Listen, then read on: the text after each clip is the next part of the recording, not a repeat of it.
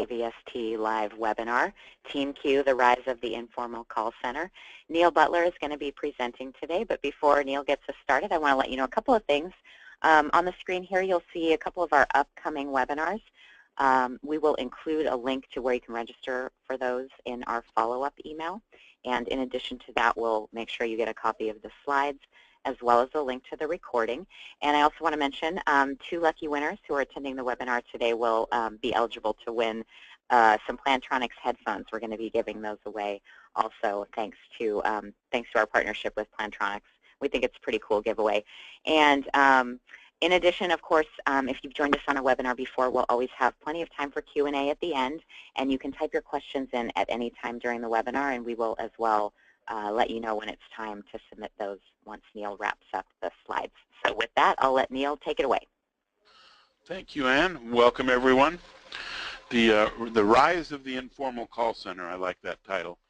This is an interesting product for us. I was just on a demo of, we actually have the ability to do a demo through a webinar of the product, which as you get further down the road, if you're interested, is well worth doing. But I was having a discussion with the people. We've had a history at AVST over the years of being first in the market with lots of things. We were first with unified messaging, and first with fax on a telephony platform, and first with a true IVR tool. And while that's great in terms of being able to meet customers' needs, we spend an inordinate amount of time educating people, because it's hard to explain in just one sentence what some of these unified communications apps do. And this one's very interesting because marketing has been struggling since we released it to come up with a tagline for it, a little short tagline, like, you know, something that captures interest. But it's not easy to define exactly what this does. And so we're going to go through this, and maybe when I'm done, I'll see if I can generate a less than 1 paragraph tagline for it. We can kind of wrap it up. When you talk about unified communications, we're in a good position to have conversations like this because we've been doing it for a long time. I know we're not the most well-known, we're not a household name, but we have been doing this kind of software since we started in 1982. We were selling it actively by 1985 through OEMs and then dealer channels, and we have people out there that have been using it that entire time. We have locations throughout the U.S.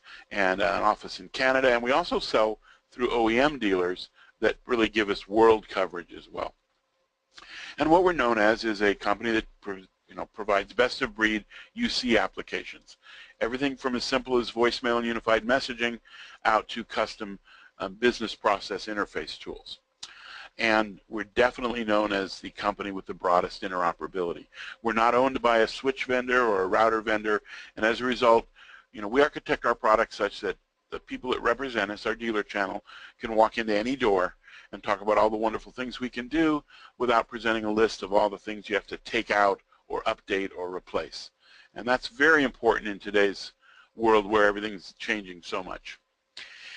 If you sort of look at how we look at our business, we spend a lot of time with interoperability, meaning it doesn't do any good to make an application if lots and lots of people can't use it. So we work with just about every telephone system, groupware product, network architecture out there at all. And the core of the product from the beginning was voice applications, originally as messaging, voicemail and automated attendant, and lately more call completion and collaboration, where we still think that phone call is an important thing, and we can take a message, but we also feel there's better things we can do than just take a message. When you go out and look at the world that we play in, it's a world that's very complex and going through lots of changes right now.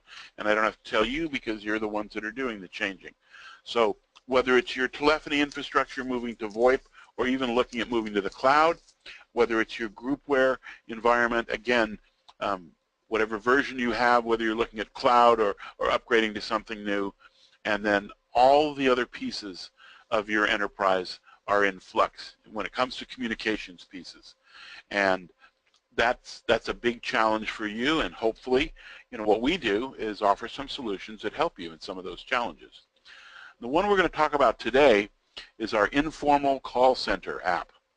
That's kind of one of the tagline pieces that we've tried, but it falls a little short, and you'll see why as we talk about the features and functionality here. This is definitely a tool that matches the new work patterns that you see evolve today.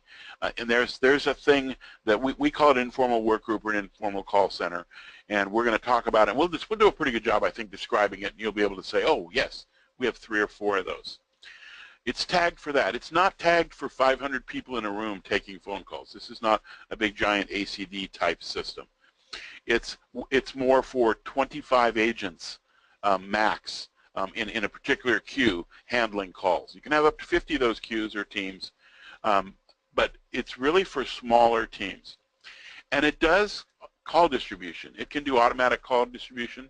In other words, we can push calls to the next agent. Really what it's about, though. What it's about is agent-controlled skills-based routing. In other words, we're gonna answer a call, interface with the caller, gather information, do some data dips about that information so we can put it on a screen in a way it makes sense, and the agents are going to use that screen to decide what the relative best call for them is based on their skill set, their commitments, SLAs, etc. You know, skills-based routing, there's a lot of skills-based routing systems out there that use computers. We use the most powerful computer in the world to do ours, the human brain. No matter how well you design things like skills-based routing, there are always exceptions, and somebody looking at a screen has the absolute best chance of making the best choice for call. Now, we still do have the traditional ACD type functionality like reports and supervisor interfaces, etc. But there's also some of that feature that we don't have because we're not targeted for that kind of large process worker type of environment. We're more for a knowledge worker type of environment. So we have some of the call distribution pieces, but not all of the pieces that you would find in an ACD system. And the benefits here are allowing the agents to control the workflow, to be more efficient, more effective, and to give the visual aspect to that makes it easier to do. As a side benefit, it's extremely economically priced. There's no fancy CTI connections to the phone systems or anything else. It all just runs on our platform. And that is actually something that makes it very attractive. If you go into an enterprise and you want to distribute calls, in the simplest sense, most people use hunt groups. A hunt group will take, you know, an incoming line and maybe spread it over 6 or 10 phones, and it'll do a terminal hunt group, circular hunt group, all of that kind of functionality. At the high end, for real, you know, agents, you know, sitting with a headset on taking orders and nothing else kind of environment, there are contact centers with ACD systems, multimedia contact centers. They have all the tools. They have call recording. They have reader boards. I mean, the whole goal here is to shave 10 seconds off a call. That's very much what can I do to make this call center more effective doing this one thing that it does. But in between those two, there's also a need for kind of informal centers, and that's where TeamQ comes in. If you think about something like an IT help desk with 10 people in it, you're not going to put them in an ACD system with headsets. That's not their environment. It's not efficient, and particularly for skills-based routing, it would be difficult. Most of them today have hunt groups or line appearances on phones programmed like key sets, which is not very effective. You know, one out of 2 calls probably somebody answers and then hollers over the cubicles. Call on line 2 for somebody that can do network support. So what we want to do is take that informal work group and give them better tools to more efficiently handle their incoming calls. And so that's TeamQ.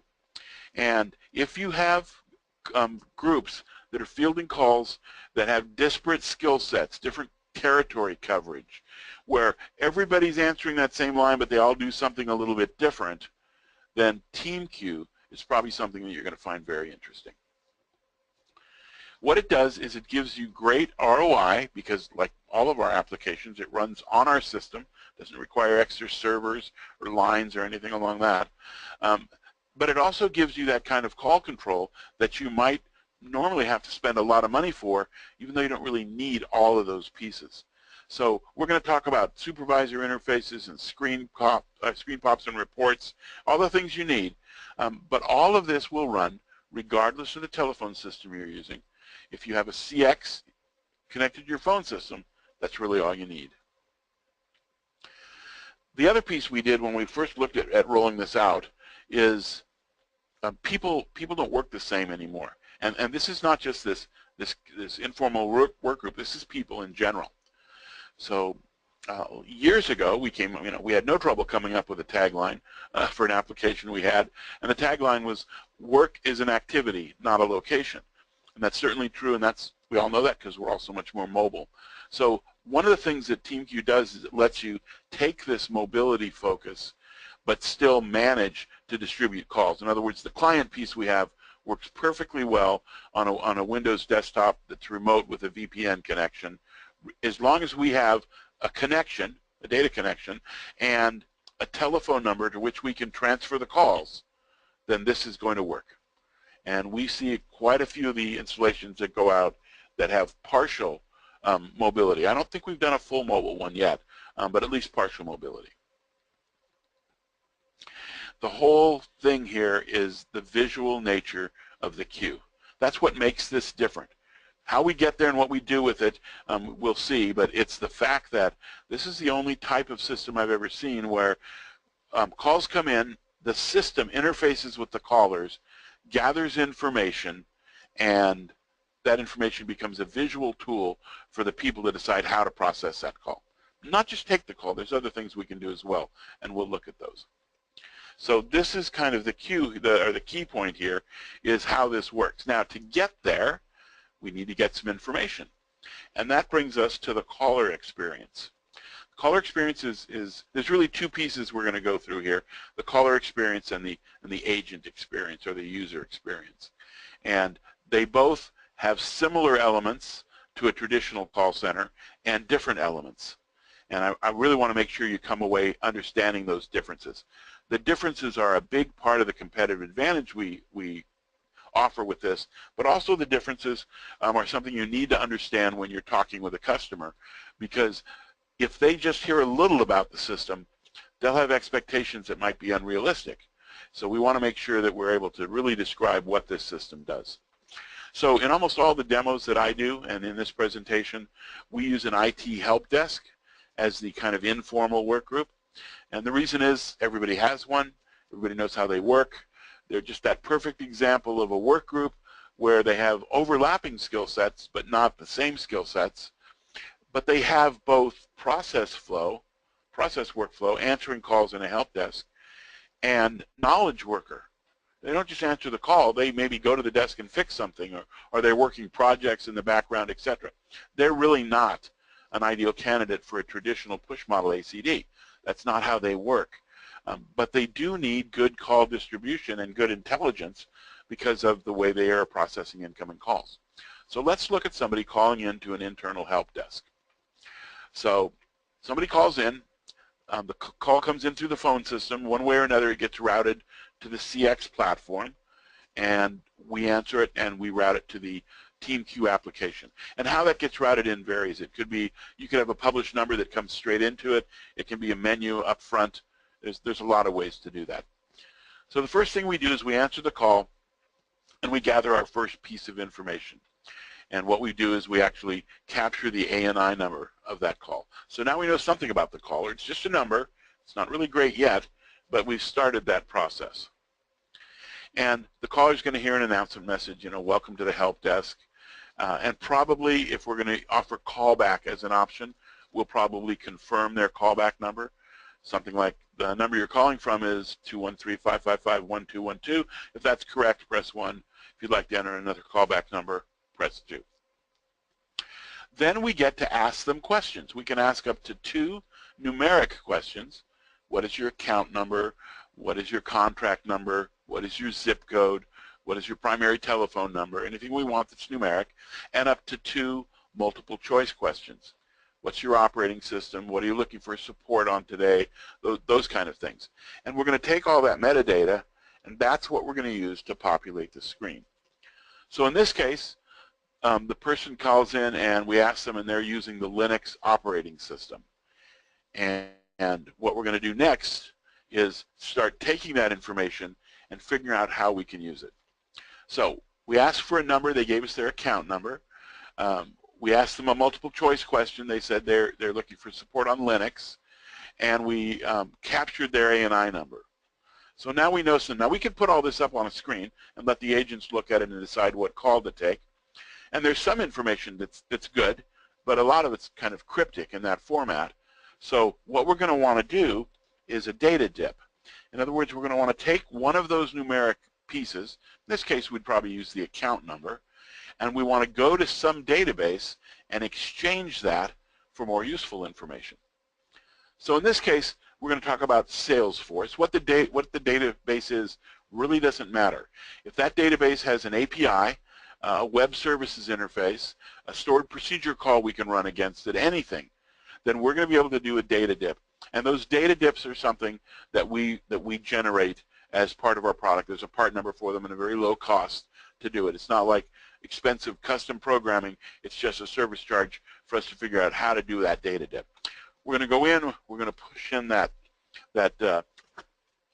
account number, and in this case we're going to bring back their warranty status, how long they've been a customer, and what support plan they're on.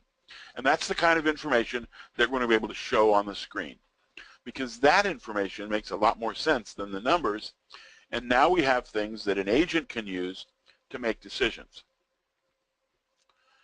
So we're then going to prompt the caller. We might say, your position in queue is 2, the estimated wait time is 4 minutes. Now this always excites people that you can do this, but honestly, in a queue that's using the pull model, where an agent is pulling the calls they have the skills for, it isn't a linear queue. The first one in isn't always the next one out. So this is optional, where you may use this or you may not. Depending on the breakdown of the queue and your agent's skills, sometimes this is more misleading than it is helpful.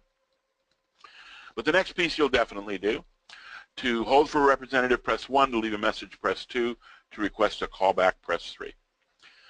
So if they press 1, we're going to put an entry on the screen, and then we're going to hold that call on one of the ports on the CX system, and when an agent's ready, they'll take that call. If they opt to leave a message, we'll take a message right then and there in the app, and we'll put that in a queue that's unique to that particular function. So you might have, each queue might have its own mailboxes. If they request a callback, basically we're going to disconnect the caller. Now no ports are being used anywhere. We'll still put an entry on the screen, and that entry will age just like a regular call. But when the time comes to take that one and they hit it, instead of automatically transferring the call, it will generate a callback to that person. And we'll kind of see how that process works. So now the caller goes ahead and they press 1, and they're gonna go ahead and go into the queue. And now in my queue, I have 3 calls. The oldest call is a Windows support call, the next one's a Windows support call, and the newest one is a Linux support call. Now, if you think of other functions, this could be 3 calls all in different sales territories for coverage, or 3 calls all for different doctors within a clinic. So there's all kinds of identifiers that we might use here to help the people answering the calls make the decision which call to take. Now in this case, I have my agents listed over on the right, and I have 2 agents that are Windows specialists and 1 agent that's a Linux specialist. Now if that Linux specialist is available and he's taking calls, he's going to look at that queue and say, well, the oldest call is a Windows call, and he probably also has Windows skills, but since he's one of the few Linux specialists, he will take the Linux call. He will go ahead and hit that button and transfer that call to him, and he is now on that call taking that call. Once he's transferred that call, it's not on a port on CX anymore. We've freed up all that. We've freed up those ports. But it is still showing on the screen that he's connected to it. And when he's done with that call, he's going to look back at the queue and decide, should he take another call? In this case, if there's another Linux call, he probably would. If there wasn't, he might not. He also has a screen that lets him see the other agents that are logged in and what their status is. So it's easy for him to decide what he should do. If he's got a project he needs to be taken care of, and he knows there's enough agents there and covering it, then he can walk away. He doesn't have to log out of the queue, because this is a pull model, so nothing's going to happen. It'll just leave him logged in. He can go to a desktop, install a patch, do whatever he needs to do, come back, check the queue again, and then maybe he starts taking calls. So while we can function as a push model, where we'll send the oldest call to the next available agent, the real strength of this application is to function as a pull model, where we let the agents, based on the information on the screen, decide which call to take. So the functionality from an agent's point of view is equally as important, and again, slightly different than what normal applications provide. So once those calls are on the screen, the agent can look down and they can tell what's going on in the queue. So the calls that are highlighted in blue actually have agents on them already. So Tom took that call, and basically while that call is not on our system, on a port anywhere, we know that Tom's still on the phone. One of the biggest differences in how we work is right here. If Tom gets done and hangs up the phone, our application won't know that. We don't require an expensive CTI link into the switch, so we count on Tom to tell us. So when Tom actually, on Tom's screen, if you look, because he's on a call, that next call button would have changed to say hang up on it. When Tom hangs up the phone, he also has to go over and hang up on that button. And that's a discipline that's a little different than a traditional kind of ACD functionality or a call center functionality. But now if you look also, Tom's on 2 calls, which doesn't seem possible. Probably what happened here is Bill called in earlier, got Tom. Tom, like a good tech support agent, said, reset your system, call me back if that doesn't fix it. And sure enough, as is almost always the case, it didn't fix it. Bill called back in. Meanwhile, Tom had taken another call, but he did see Bill's call come in. So he reached down and highlighted Bill's call and hit the hold button, and he has now reserved that call as his next call. So beyond just being able to take calls based on the visual information, visual stuff, you can actually do other things. If I was running this queue, if I was a supervisor, and I looked at the Martin call, and it's already at 1:13, and we have SLAs, and boy, I don't want to go outside those, I could hit that call, hit the redirect button, and send that call to another person, to a priority queue perhaps, or basically anywhere I wanted to send it. Likewise, I could hit the message button and send that call straight into voicemail. That kind of seems like cheating for SLAs, but as a supervisor, it gives you the ability to monitor that call and know what's going on.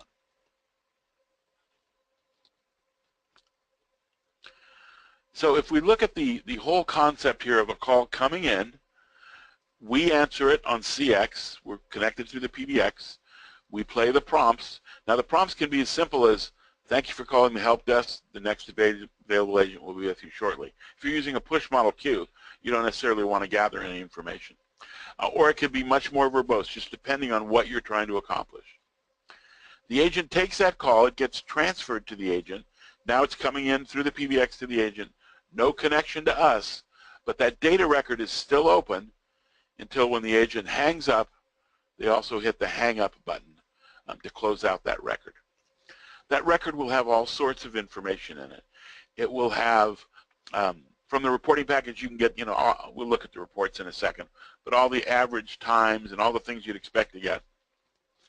It would also tell you, Tom maybe decided when he was talking to this person, he had to actually go visit the desk to help him. He could go in and hit status, busy, and the busy statuses would show, and one of them would be maybe desk visit. The supervisor can create those. He hits desk visit, and then he goes ahead and goes and installs the patch, and everything's fine. He comes back. Now he's done. Now he hits hang up, and that incomplete call record for the call plus the work that he was doing, that's all contained in the same call record. The next thing we do is the traditional, well, we don't do it in a traditional way, but the screen pop that people find so helpful. Now, we said we don't have a CTI link to the phone system.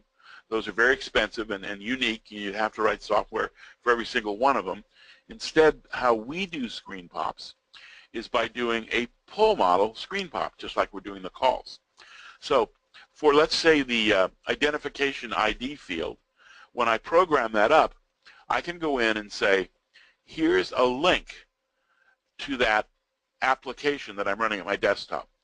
And in this case, that's just a made-up link, but it's saying, I have a web service, and I'm going to push into that customer ID input, and then I will pull back up to 4 separate pieces of information.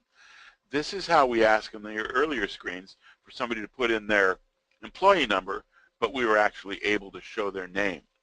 So we could put in their contract number and bring back the city they're in, the product they have, their type of maintenance contract, any number of pieces that would be helpful when displayed on that screen. So the way this works is when the user takes the call, they highlight the, let's say, the identification field that we're using here, and right-click it, and a menu comes up that shows the screen pop. They hit the screen pop, and whatever app they're running comes up, open to the relevant record.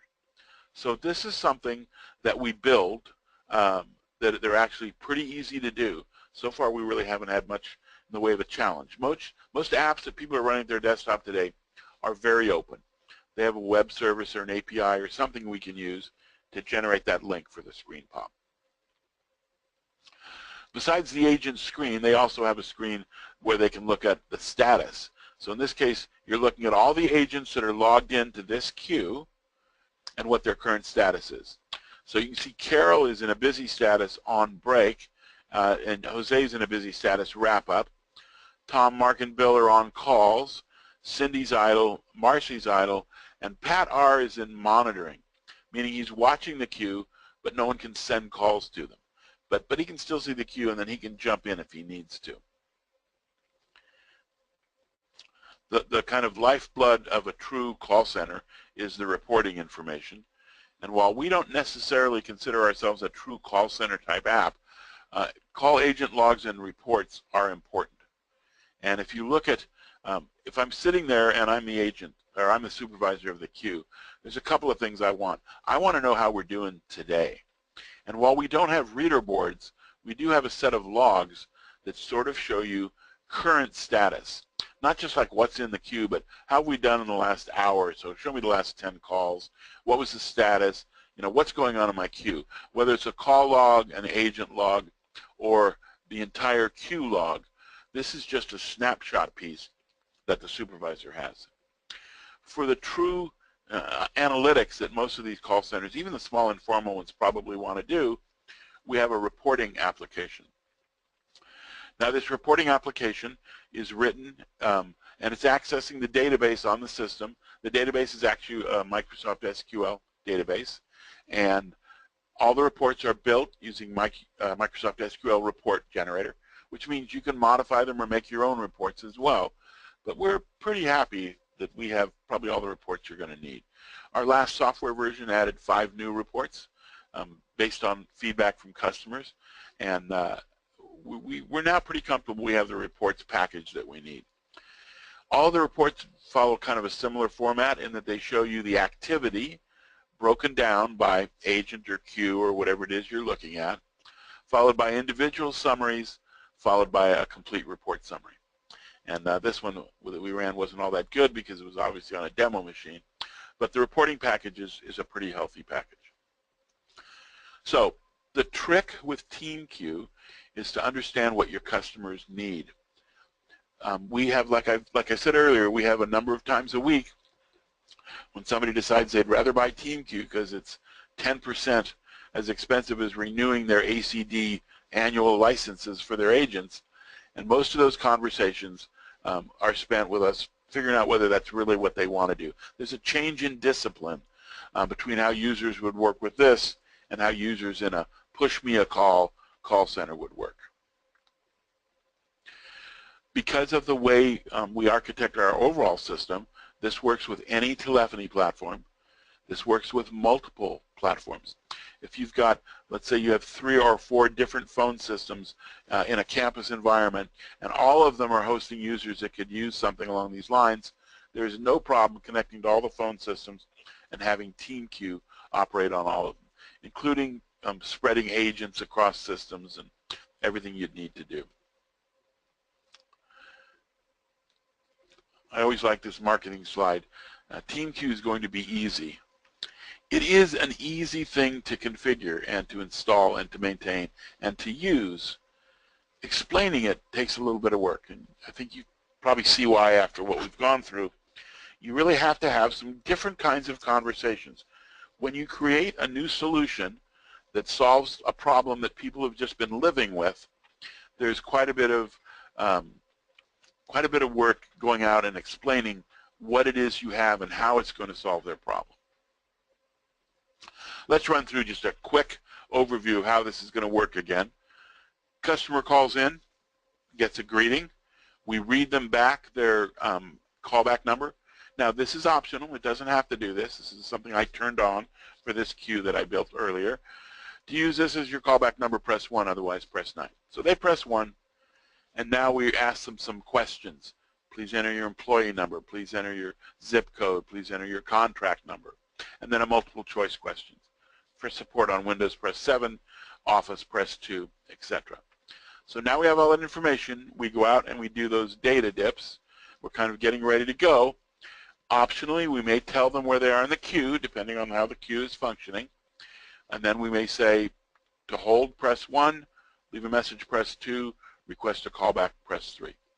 So in this case, they press 1, and there they go. Now their call is on the screen, and they are, from an agent's point of view, they're available. And the agent's going to analyze the information they see on the screen and take the appropriate call. We've had a lot of information early days, actually, on two things. How do we figure out, how we configure this system as part of the CXE system? And then lots of people have ROIs for traditional call centers. We actually have an ROI for an informal call center. And I believe Ann will send this along with the information after the webinar to everyone. Which takes us to the best page of all. Yes, time for questions. Okay, there's a few already in the queue. If you would like to submit a question, you probably have the webinar panel minimized, so use the orange arrow in the upper corner, and you should find the question box toward the bottom there. And as Neil mentioned, yes, in the follow-up email, we will go ahead and send that ROI paper, as well as a link to the slides for download and the recording of this session, plus a link to the upcoming webinar registration page. Okay, Neil, first question. Can agents be signed into more than one queue, and is there a limit? So the way it works, when I build a profile for a queue, I assign agents to it. I can build 2 queues, put that same agent in both queues. When they log in, their screen will show both queues. I don't know of a limit other than the limit of 50 queues on a system. Okay. How customizable are the reports? So this is one of those questions where it depends on whether I want to answer like an engineer or a salesperson. The salesperson answer is completely customizable. And that's 100% true. The engineer's answer is, as long as you can figure out how to use the Microsoft Report Generator and spend some time looking at the mapping of our database, which is a fairly complex relational database, then you can make those kind of changes. Keep in mind, if there's something in particular you definitely need, as a professional services engagement, we can also provide those custom reports. So it depends on how often you're going to want to do it, whether you want to go through the learning curve of figuring out how to do it, or if you'd rather just have us do it for you. Okay. Thanks, Neil. Next question. Can the call be recognized from the incoming number before entering a piece of data? For example, hello, Justin, are you interested in talking to the PC help desk? Press 1. For mobile device support, press 2. So in order to do that, we would have to write a custom front end, which we certainly can do. UC Connect is one of our 2 custom application tools, and it is capable of answering a call, looking at the A&I number, matching it against a database, bringing back whatever information we do, and then creating a custom menu. Those kind of applications we would write in our professional services group, but it's definitely something that can be done. Okay. Thank you. Can you explain the different transfer type options? So typically what we're going to use in this is blind transfers. In other words, since these agents are saying, send me a call, we're comfortable that they're there to take the call. So when I say, transfer this call, it's going to be a blind transfer. We have some other options working that depending on your phone system and how you're set up and where those calls are going, that we can investigate. But blind transfers seem to have been the ones that work the best. Next question. Will you have voice recognition or instead of touch tone only? Once again, we're back to the salesperson versus engineer answer. The salesperson answer is yes, of course.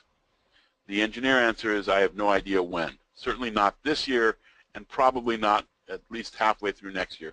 Just based on looking at the software versions that are already in production, that would not be a feature in them. Okay, so next question, how does the supervisor feature work? Can an agent also be a supervisor? Yes, basically you build the first supervisor, and supervisors require separate licenses. So let's say you build the first, you have to have one supervisor license, obviously, and you build that license, and that supervisor can build everything else, and when they do that and they build users, they can also assign them as supervisors. So you always have a supervisor is always an agent plus more. Okay, now for an existing customer, is there any new hardware required, or is this just a software add-on? Well, to make it function, it's just a software add-on, assuming you have the right version of CX. But the next question, of course, immediately is, how many calls do you think you're going to be holding in this on average? Because that is tying up CX ports.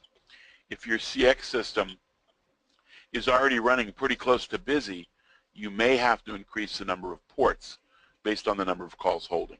But other than that, there's no other hardware required. Okay, next. So when an agent transfers, can it only transfer to another agent, or can it go to other numbers in the company outside the TeamQ? It could go to other extensions as well. Okay. Next, can a manager, supervisor force or push a call to an agent, or is the agent the only one who can pull a call? So a supervisor can always highlight a call and use the redirect button and send that call to an agent. Okay. Next, is there an overflow or threshold feature for calls in queue? Yes, it's actually fairly flexible in terms of what you want to do.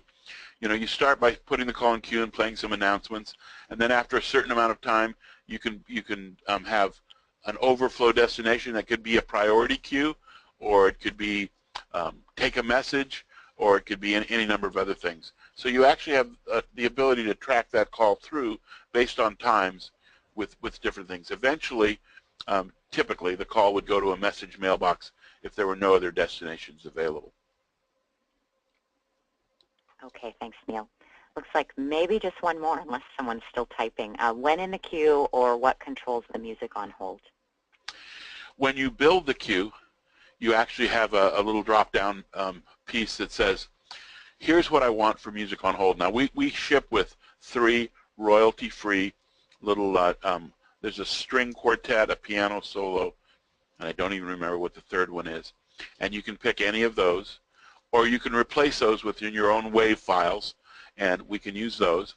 And then the music on hold is pretty flexible in terms of you can say, rotate through these 3, or with this one, you have to start at the beginning every time a new caller is there, or just play this one and drop callers in during it.